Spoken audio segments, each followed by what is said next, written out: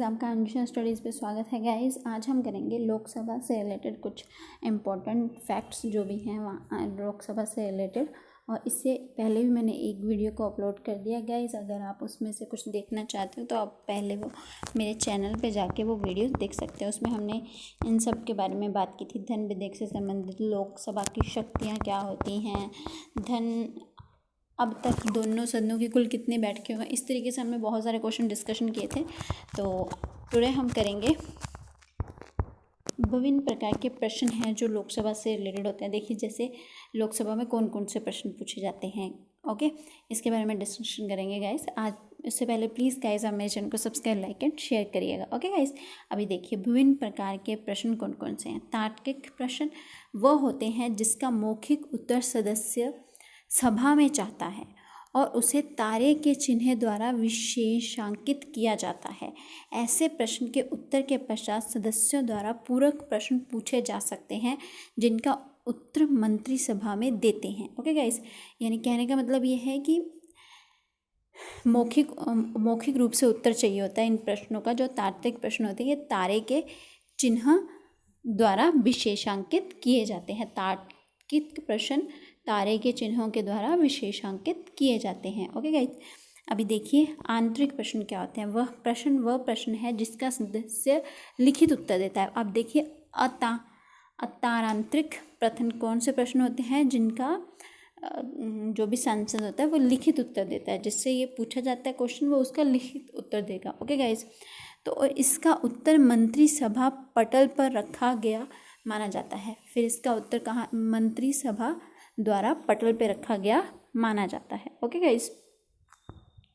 अभी नेक्स्ट देखिए, अल्प सूचना प्रश्न की। अल्प सूचना प्रश्न कौन से प्रश्न होते हैं का संबंध किसी सदस्य द्वारा लोक महत्व के मामले में मौखिक उत्तर के लिए 10 दिन से कम समय में दी गई सूचना से है।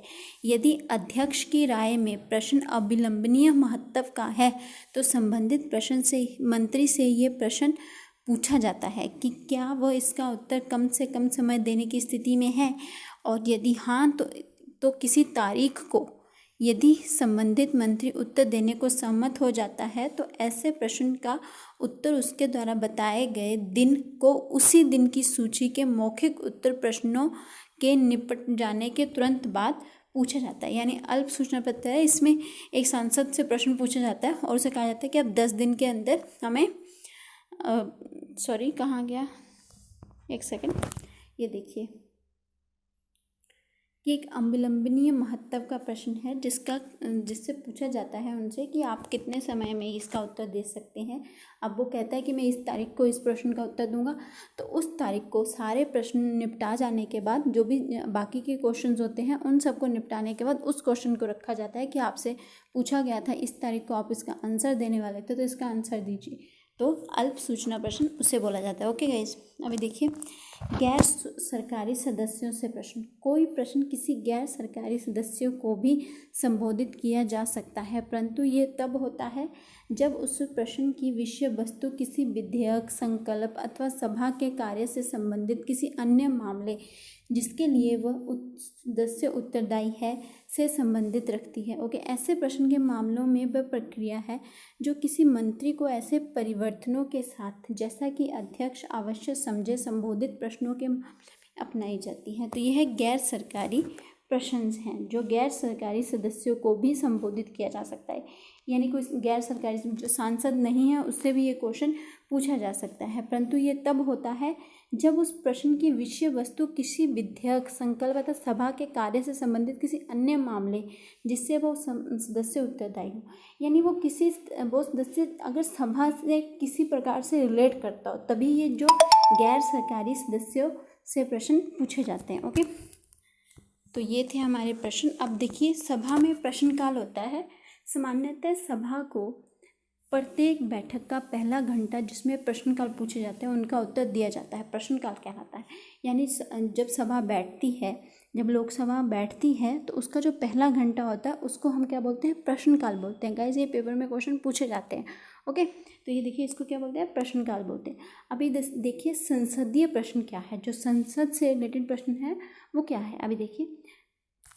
प्रश्न लोकसभा में प्रक्रिया और कार्य संचालन नियम तथा अध्यक्ष के निर्देश में विहित शर्तों के अध्ययन अविलंबनीय लोक महत्व के मामले पर सूचना प्राप्त करने के लिए सदस्यों को उपलब्ध महत्वपूर्ण संसदीय तंत्र है। कोई भी सदस्य जिस मंत्री को संबोधित हो उसे विशेष संज्ञान के अंतर्गत लोक महत्व के विशेष मामलों के बारे में सूचना प्राप्त करने के प्रयोजन से प्रश्न पूछ सकता है। अभी देखिएगा, इस प्रश्न लोकसभा में प्रक्रिया, कार्य संचालन नियम तथा अध्यक्ष के निर्देश में विहित शर्तों के अकॉर्डिंगली ही प्रश्न पूछे जाते हैं। उसके बाहर से आप क्वेश्चन नहीं पूछ सकते। अब आप वहाँ पे जाके कोई और क्वेश्चन नहीं पूछ सकते, आप सभा से रिलेटेड ही क्वेश्चन पूछेंगे। ओके गाइस, अभी देखिए, जो संसद से रिलेटेड क्वेश्चन है वही वहाँ पे किए जाते हैं, इधर उधर के क्वेश्चन नहीं। ओके, अभी देखिए, क्या दोनों सदनों के बीच कोई गतिरोध संभव है? जी हाँ।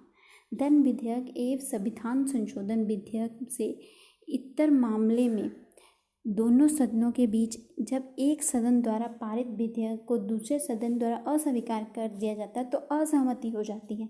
ओके, अगर लोकसभा ने कोई पारित कर दिया है किसी विधेयक को, अब राज्यसभा ने उसे पारित नहीं किया तो असहमति ही होगी एक प्रकार से, ये है ना, कि दोनों में से बन नहीं रही है दोनों की आपस में। तो ये देखिए, अथवा दोनों सदन किसी विधेयक में किए गए संशोधन के अंततः असहमत हो तथा अथवा अन्य सदन को विधेयक प्राप्ति की तिथि से इसे पारित किए बिना 6 माह से ज़्यादा समय बीत गया हो। अभी कोई बिल है, उसके ऊपर डिस्कशन लोकसभा ने पास करके राज्यसभा में भेज दिया, राज्यसभा ने उसके ऊपर 6 महीने तक कोई डिस्कशन नहीं करी है। ओके, जैसे आपको पता है, पिछली वीडियो में हमने बताया था कि धन विधेयक होता है वो 14 दिन तक राज्यसभा में रहता है, 14 दिन के बाद पास माना जाता है। लेकिन कोई नॉर्मल बिल है तो उसको फिर वो राज्यसभा पास करके ही देती है। ओके, तो ऐसे में दोनों सदनों में गतिरोध हो जाता है कि दोनों सदनों में 6 महीने तक उन्हें बिल दिया, उसे पास नहीं किया, तो ऑब्वियसली वो नाराज़ हो जाते हैं लोकसभा राज्यसभा से। और इस तरीके से ओके, इस तरीके को क्या जाता है, गतिरोध संभव हो जाता है दोनों में। यानी अगर क्वेश्चन पेपर में आए कि क्या दोनों में गतिरोध संभव है राज्यसभा और लोकसभा में, तो ऑब्वियसली है। ओके, इसका आंसर होगा है। दोनों सदनों के बीच गतिरोध दूर करने के लिए क्या प्रक्रिया अपनाई जाती है? अब ये देखिए, इस प्रयोजनार्थ दोनों सदनों की एक संयुक्त बैठक बुलाई जाती है, आर्टिकल 108। अब देखिएगा, राष्ट्रपति दोनों सदनों की संयुक्त बैठक बुलाता है 108 में। ये क्वेश्चन पेपर में आता है। संयुक्त सदन जो भी संयुक्त बैठक बुलाई जाती है, कौन बुलाता है? राष्ट्रपति बुलाता है। और अध्यक्षता कौन करता है? जो लोकसभा का अध्यक्ष होता है वो अध्यक्षता करता है। कौन से आर्टिकल में है? 108 में है। ओके गाइस, तो इसको आप ध्यान में रखिएगा। अभी देखिए, एक दिन विशेष के लिए ग्राह्य प्रश्नों की अधिकतम सीमा कितनी होती है? एक दिन में तारांकित प्रश्न सूची में प्रश्नों की कुल संख्या 20 होती है। उन सभी गृहीत तारांकित प्रश्नों को जो तारांकित प्रश्न सूची में सम्मिलित होने से रह जाते हैं उस दिन की तांत्रिक प्रश्न सूची में रखने का विचार किया जाता है। ओके, और देखिए, किसी एक दिन की अतांत्रिक प्रश्न सूची में सामान्यतः 230 से अधिक प्रश्न नहीं होते हैं, तथापि इनमें अधिक से अधिक 25 प्रश्न और जोड़े जा सकते हैं जो राष्ट्रपति शासन वाले राज्यों से संबंधित होते हैं। ओके, अभी नेक्स्ट देखेंगे हम, क्या किसी सदस्य द्वारा दी जाने वाली प्रश्नों की सूचना की संख्या पर कोई निबंधन है? यानी कोई उनके ऊपर पाबंदी है? कोई तांत्रिक और अतांत्रिक प्रश्नों की सूचनाओं जो कोई सदस्य नियमों के अधीन दे सकता है की संख्या पर कोई निबंधन नहीं है। यानी नियमों के अकॉर्डिंगली आप कोई भी प्रश्न पूछेंगे, तांत्रिक हो या अतांत्रिक हो, उनके अंदर कोई भी बंधन नहीं है। परंतु किसी दिन की तारीख तांत्रिक प्रश्न सूची में एक सदस्य का एक से अधिक प्रश्न शामिल नहीं किया जा सकता। अब कोई तांत्रिक सूची है ना, जो हमने पहले ऊपर पढ़ी, उसमें सिर्फ एक सांसद है, उसका एक ही क्वेश्चन ऐड हो सकता है, वो ज़्यादा क्वेश्चन ऐड नहीं कर सकते। एक सदस्य के गृहीत किए गए एक से अधिक तांत्रिक प्रश्नों को अतांत्रिक प्रश्नों की सूची में शामिल किया जाता है। अब तांत्रिक प्रश्न में सिर्फ एक प्रश्न होता है और अतांत्रिक अगर उसने 2-3 ले दिया तो बाकी जो दूसरा तीसरा है वो उसमें चला जाएगा, अतांत्रिक में चला जाएगा और पहला तांत्रिक में जाएगा। ओके, लेकिन सभा लेकिन साथ ही किसी भी सदस्य के नाम से किसी एक दिन तांत्रिक या अतांत्रिक दोनों सूचियों में 5 से अधिक प्रश्न गृहीत ना करने की सीमा भी है। यानी अगर ये है कि आप एक सदस्य होता है वो अपने 5 से ज़्यादा क्वेश्चन नहीं दे सकता, दोनों में मिला के, तांत्रिक और अतांत्रिक में दोनों में 5 ही होने चाहिए। अतांत्रिक में तो 1 ही होना चाहिए, बाकी 4 तांत्रिक में तो 1 ही होना चाहिए, लेकिन अतांत्रिक में 4 होने चाहिए। 4 से ज़्यादा अतांत्रिक में नहीं बढ़ा सकते आप, 5 ही प्रश्न दे सकते हैं एक दिन में। ओके। तथापि यदि किसी सदस्य के तांत्रिक प्रश्न की सूची में शामिल किए गए प्रश्न अतांत्रिक करने के बाद किसी दिन की तांत्रिक प्रश्न सूची में शामिल किया जाता है, तो उस अतांत्रिक प्रश्न को अतिरिक्त उसी सदस्य के एक और प्रश्न उस दिन की तांत्रिक प्रश्न सूची में शामिल किया जाता है।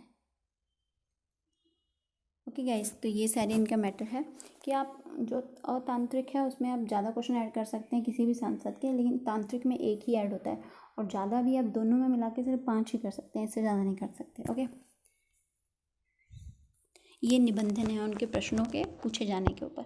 प्रश्नों की ग्राह्यता का निर्णय कौन करता है? प्रश्नों की ग्राह्यता नियमों, पूर्वाधारणों और लोकसभा अध्यक्ष ये निर्णय करता है कि क्या कोई प्रश्न अथवा कोई भाग नियमों के अंतर्गत ग्राह्य है अथवा नहीं। वह कोई प्रश्न या उसका कोई भाग अस्वीकार कर सकता है, ये उसकी राय प्रश्न पूछने के अधिकार का दुरुपयोग हो, सभा में प्रक्रिया में बाधा डालने या उस पर प्रतिकूल प्रभाव डालने के लिए आयोजित हो, ये नियमों का उल्लंघन करता है हो। प्रश्न पूछने का अधिकार कतिपय शर्तों के अधीन है, जो ये केवल एक ही मुद्दे पर ही केंद्रित, विशिष्ट और उस तक ही सीमित होना चाहिए। इसे प्रवर्तक, अनुमान, व्यंग्यात्मक पद, अभ्यारोपण, विशेषण या मानहानिकारक कथन नहीं होने चाहिए। यानी कि आप किसी भी सांसद से बेकार से क्वेश्चन नहीं पूछ सकते जो उसकी मानहानि से रिलेटेड हो, या फिर उसको अनकंफर्टेबल फील हो किसी भी सांसद को, तो आप वो क्वेश्चन उनसे नहीं पूछ सकते। आप सिर्फ सभा से रिलेटेड क्वेश्चन पूछ सकते हो, जो भी हमारी सरकारी बातें होती हैं सिर्फ उससे रिलेटेड। और ये निर्णय सिर्फ और सिर्फ आपसे कुछ पेपर में पूछा जा सकता है कि जो भी प्रश्न संसद में पूछे जाते हैं वो सही है या नहीं सही है, वो कौन डिसाइड करता है? वो लोकसभा का अध्यक्ष डिसाइड करता है। ये क्वेश्चन राइट है, ये आप पूछ सकते हैं। अगर वो उसे राइट ना लगे तो वो मना भी कर सकता है कि आप ये क्वेश्चन नहीं पूछ सकते किसी भी सांसद से, किसी भी सांसद को मना कर सकता है। अब देखिए आधे घंटे की चर्चा क्या है। लोक महत्व के मुद्दे उठाने के लिए संसद सदस्य के पास आधे घंटे की चर्चा के रूप में एक अन्य उपकरण भी उपलब्ध है। एक सेकेंड। किसी भी तथ्य संबंधित मामले पर तांत्रिक अथवा अतांत्रिक प्रश्न के उत्तर के संबंध में स्पष्टीकरण की आवश्यकता होती है, तो कोई भी सदस्य उस आधे घंटे की चर्चा कराने के लिए सूचना दे सकता है। अब देखिए कोई भी सांसद है वो सूचना दे सकता है, जो भी हमारे अध्यक्ष हैं उनको सूचना दे सकते हैं कि हाँ मुझे इस आधे घंटे में इस क्वेश्चन के ऊपर चर्चा करनी है, जो मैंने तांत्रिक या अतांत्रिक में रखवाया था लेकिन चर्चा नहीं हो पाई है, तो वो उस आधे घंटे में उन क्वेश्चंस के ऊपर चर्चा होती है। ओके, अब देखिए आधे घंटे की चर्चा की प्रक्रिया क्या है। आधे घंटे की चर्चा से संबंधित प्रक्रिया लोकसभा के प्रक्रिया तथा कार्य संचालन नियम 55 तथा अध्यक्ष के निर्देश 19 द्वारा विनिमय होती है। इसके अंतर्गत कोई भी सदस्य पर्याप्त लोक महत्व के लिए ऐसे मामलों पर चर्चा उठाने के लिए सूचना दे सकता है जो हाल ही में प्रश्न तांत्रिक, अतांत्रिक या अल्प सूचना प्रश्न का विषय रहा हो।